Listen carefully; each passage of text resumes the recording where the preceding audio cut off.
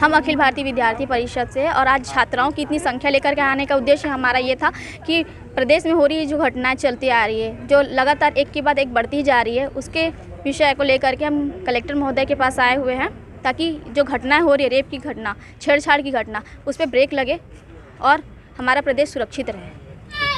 हम भारत की शान है।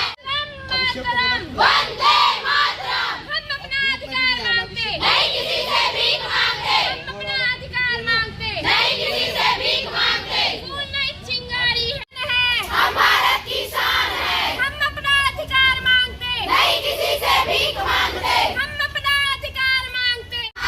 बुला रही तूफान नारी है, हम भारत की नारी है। फूल नहीं चिंगारी है, हम भारत की मांगते। हम अपना अधिकार मांगते, नहीं किसी से भीख मांगते। जैसा कि आप सभी जानते हैं, जैसा कि बहनें यहाँ उपस्थित हुई है, कल प्रदेश में बढ़ते अपराध के विरोध में हम आज ज्ञापन देंगे।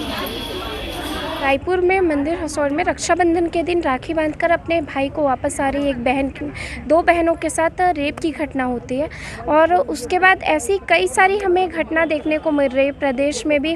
और इस तरह की घटनाओं के विरोध में, ताकि कानून व्यवस्था दुरुस्त हो और महिलाओं की सुरक्षा थोड़ा सरकार का ध्यान आकर्षित हो, जिसके लिए हम आज अब कलेक्टर महोदय को ज्ञापन देने आए हैं।